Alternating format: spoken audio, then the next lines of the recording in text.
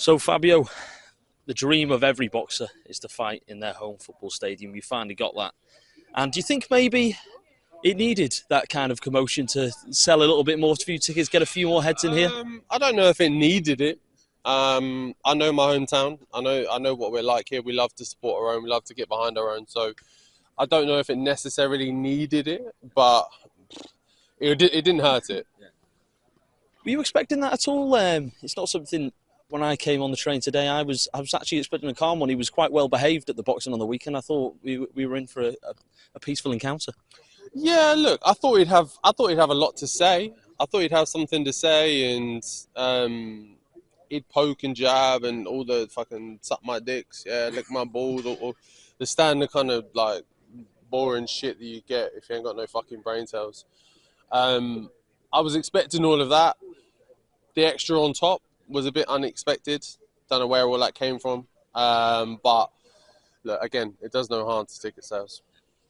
And in terms of, he's obviously been offended by some kind of song or diss track. Are you have any idea of what he's on about there? Honestly, on my mother's life, I'm fucking clueless. I was so confused. I was like, what are you talking about? I'm not no music artist. I don't make songs. I don't make tracks. I didn't ask no DJ to make nothing. I didn't put nothing together. I haven't even heard the song myself. So when he was saying like, oh, it says like, fuck Miller, blah, blah, blah, blah. Mate, bro, like, what? I haven't heard the song. I didn't make it. I haven't heard it. I don't know what's going on. I don't know what you're talking about. If I did something like that, I would stand on it. I'd say, yeah, cool. That's what I said, and that's what I meant, and I'm on it. Like, I'm cool. I'm not one to shy away from nothing, but I didn't say I didn't have nothing to do with that. But cool, if that sets you off that easy, then, mate, you're in for a ride with this build up to the fight. Because if it's that easy to get you going, then, mate, it's not going to do well for you. In terms of Jarrell Miller as a fighter, he brings something that is slightly unusual in the heavyweight division. He's around 300 pounds. I wouldn't say you're the biggest heavyweight in the world, probably 230, 240, I'd say, yeah.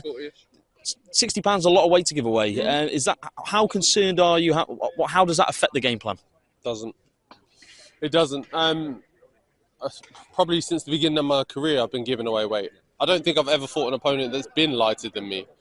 I've always been giving away the weight advantage, or again, advantage. Like, when you say 300 pounds of what though? Is he built like a rugby player, pure strength and mass and muscle? No? Or is he built like he fucking spends half his evenings eating cheeseburgers and sitting on the sofa? That's what he looks like. That's what he's built like. So, yeah, look, all good having the weight and all that and the size and whatever, but how can you transfer that in a ring? How can you transfer that in your punches and everything else? Like, that's a different question entirely, how all that plays out. So, yeah, I ain't worried about no 300 pound fat mess. In terms of his performance against Dubois, I think that weight maybe hindered him later on in the fight. Is that something you're expecting too? Maybe he might be a little bit of a problem for a few rounds, but once those rounds start to tick on, he'll tire, and that's when you can take control. That's fine. Yeah, 100%. Like, it's been proven across the board. Again, same thing. Weight for what?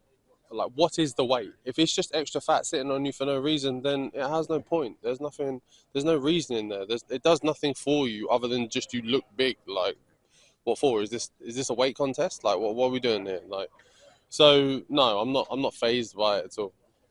He's a durable fella, and early a 300-pound man coming at you could be hard to keep off. Do you think you might have to show a little bit more of your boxing in this fight early on? Yeah, look, I think I'm going to have to mix between both, because I can't let him just walk forward and think he's just running the ring and he's able to just run circles around the ring around me and just do me over. There's going to be times where I'm going to step in front of him, put the work on him and let him know that, like, I'm no pushover, I'm no shove over. You can't just move me around like that. You may be 300 pounds, but it's going to cost you if you want to keep walking forward like that.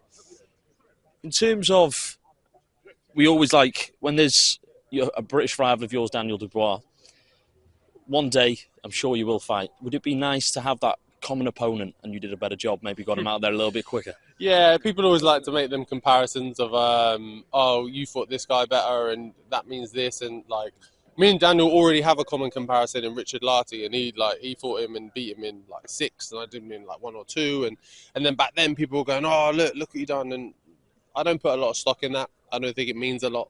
Styles make fights. The opponent makes the fight as well. How did they turn up? How game were they? How ready were they? All the rest. So yeah, I don't play all those games. But yeah, them comparisons will obviously come out if I get him out of there quicker than Daniel. I spoke to you at the launch conference of Dylan White, Joe Joyce, what was supposed to be. Yeah. And we spoke, I said, right, you're looking through these rankings, which is the name that jumps out to you? And you said Kubrat Pulev. That was obviously ordered. It didn't happen. Can you maybe talk us through what went on there? Fear and greed are the simple terms, are the real simple terms. He wanted nothing to do with it. Because the guy didn't want to be within 100 yards of me. And if he was to get anywhere near me, he wanted a ridiculous amount of money to get anywhere near to me, anywhere close.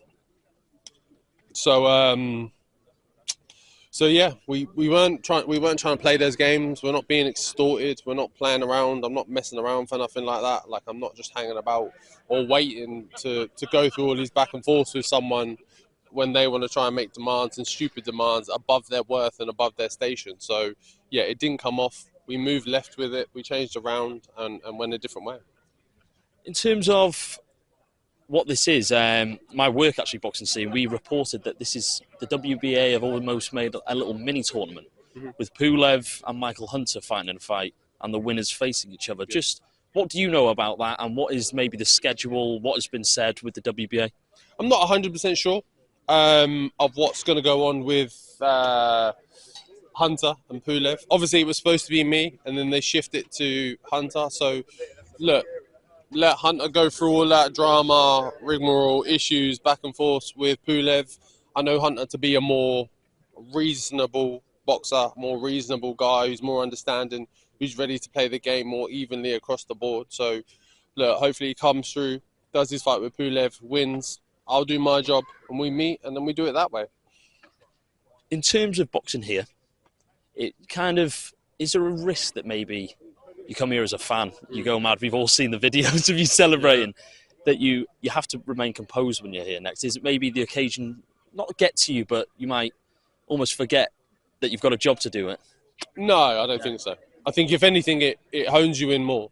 If I look around, I see Ipswich Town, I see the badge, I see the sign, I see the faces of the people I see on the weekly basis when I'm here and I'm coming to games and this, that and the other. When I see all that, all it does is narrow the focus. Has the thought crossed your mind that you might have to return here, having been beaten by Jarrell Miller on this pitch? No, I don't think about that. I don't consider that thought. It's not a thought that I feel like I need to consider. I'm only wholeheartedly focused on winning, the win, how I win, how I go about it, and then mildly thinking about the steps after that. I'm not concerning myself anything but a loss, because that's not an outcome that's happening. Is it almost an extra motivation, though, would you say, you want to be known for putting a ring on this pitch and coming out of here victorious? It wants to be a memorable night. Is that a more motivation to bring that? To be honest, they're not having many special nights here this season, so give them something to cheer about as well. Yeah, be careful there. Calm down, calm down. I'm a Bolton fan, obviously. Don't worry. Yeah, look, it's an extremely prideful thing to be able to go, you know what? I stuck a ring on this pitch and brought 30,000 people here for boxing, for the town, for the area, for everything it stands for. It's something I'm extremely proud of. So, yeah, I'm just ecstatic about it. I'm buzzing for it. I'm really happy about it. I'm really happy it's me. I'm the one that's able to do it, because also it's not just about me. It's about the going forward of the community of upcoming boxers and the youth and stuff that want to get into boxing, and being able to show it to them on a massive stage like this down the road, 5 minutes from their house where they usually be, is something special. Fabio Wardley, thank you so much for your time. Cheers, best of luck. Thank you.